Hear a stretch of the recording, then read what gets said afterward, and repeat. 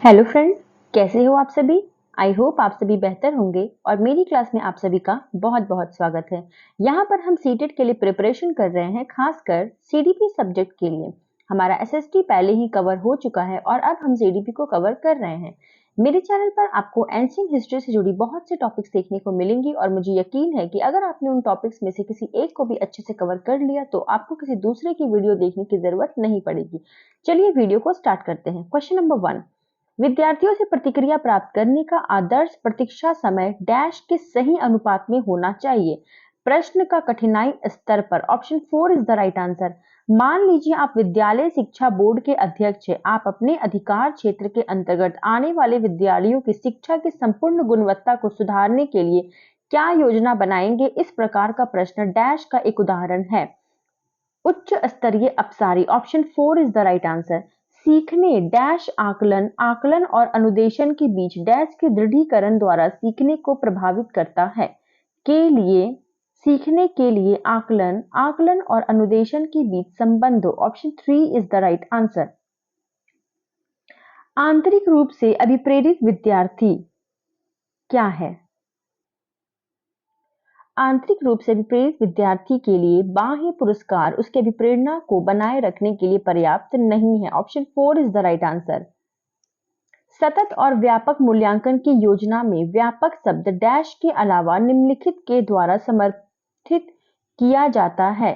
JP Guilford का बुद्धि संरचना का सिद्धांत। Option 1 is the right answer. कक्षा कक्ष में शिक्षक और विद्यार्थी किस प्रकार जेंडर को डैश करते हैं। यह सीखने के वातावरण डैश रूपांतरित या क्षुब्ध करता है। Option 1 is the right answer. उपलब्धि अभिप्रेरणा है क्या है। चुनौतीपूर्ण कार्य करने में डटे रहने की प्रवृत्ति। Option 3 is the right answer.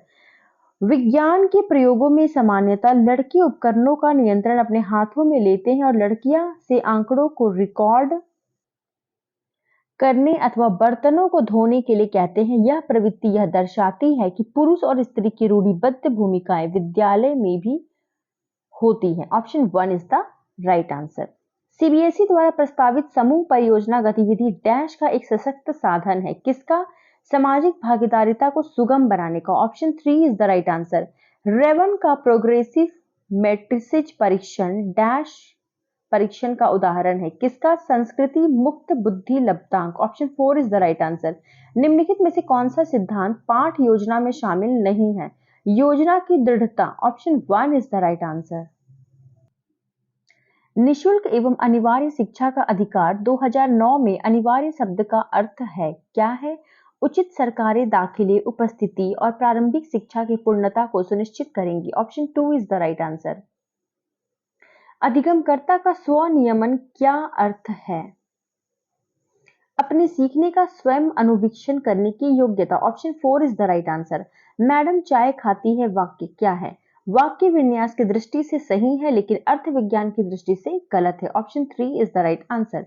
सीखने के सिद्धांतों के संदर्भ में स्कैप फोल्डिंग डैश की ओर संकेत करता है। किसकी ओर।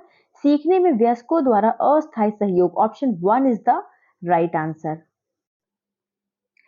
एक महिला ने भोजन प्राप्त करने के लिए अपने बच्चे को बेच दिया। इस खबर को डैश के आधार पर अच्छी तरह समझा जा सकता है। पदानुक्रमिक आवश्यकताओं का सिद्धांत। Option 4 is the right answer. बुद्धि लब्धि के आधार पर विभिन्न समूहों में विद्यार्थियों का वर्गीकरण उनकी स्वगरिमा को डैश है और उनके शैक्षणिक निष्पादन को डैश है घटाता प्रभावित नहीं करता। Option 2 is the right answer. John D द्वारा समर्थित लैब विद्यालय के उदाहरण है क्या है। प्रगतिशील विद्यालय। Option 4 is the right answer.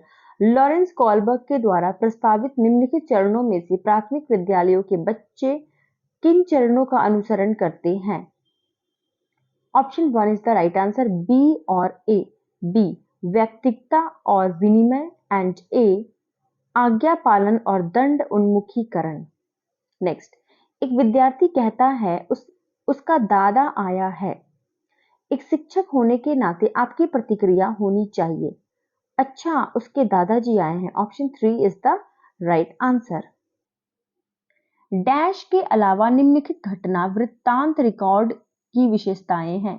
यह व्यवहार का व्यक्तिनिष्ठ साक्ष्य है और इसलिए यह शैक्षणिक क्षेत्र के लिए प्रतिपुष्टि फीडबैक उपलब्ध नहीं कराता। Option 2 is the right answer. Next, मिश्रित आयु वर्ग वाले विद्यार्थियों की कक्षा से व्यवहार रखने वाले शिक्षक के लिए डैश का ज्ञान सर्वाधिक महत्वपूर्ण है। विकासात्मक अवस्थाएं। Option 4 is the right answer. प्रतिभाशाली बच्चे क्या है? मानव के लिए महत्वपूर्ण किसी भी क्षेत्र में अस्वभावतः अच्छा निष्पादन करते हैं। Option 2 is the right answer. संकल्पनाओं की व्यवस्थित प्रस्तुति विकास के निम्नलिखित किन सिद्धांतों के साथ संबंधित हो सकती है? विकास सापेक्ष रूप से क्रमिक होता है। Option 4 is the right answer. शिक्षा का अधिकार अधिनियम 2009 के क्रियान्वयन के बाद कक्षा कक्ष क्या है? आयु के अनुसार अधिक समजातीय है। Option 3 is the right answer. बाल केंद्रित शिक्षा का समर्थन निम्नलिखित में से किस विचारक द्वारा किया गया? John Dewey. Option 4 is the right answer. प्रतिभाशाली बच्चों के संदर्भ में संवर्धन का अर्थ क्या है? ऐसे विद्यार्थियों को वर्तमान स्तर ग्रेड को छोड़कर अगले उच्च स्तर ग्रेड में प्रोन्नत करना। Option 1 is the right answer. एकल अभिभावक वाले बच्चे को पढ़ाते समय शिक्षक को क्या चाहिए? इस तथ्य को अनदेखा करना चाहिए और ऐसे बच्चे के साथ अन्य बच्चों के समान व्यवहार करना चाहिए। Option 2 is the right answer. प्रतिभाशाली विद्यार्थियों के लिए निम्नलिखित में से कौन सी गतिविधि सर्वाधिक उपयुक्त है? दी गई संकल्पनाओं के आधार पर मौलिक नाटक लिखना। Option 2 is the right answer. शारीरिक गतिक बुद्धि रखने वाले बच्चे की अंतिम अवस्था निम्नलिखित में से कौन सी हो सकती है? कवि। Option 2 is the right answer. So friend, I hope आपको मेरी वीडियो से हेल्प हो रही होगी। चलिए मिलते हैं अगले वीडियो में अगले सेट के साथ। Thank you so much.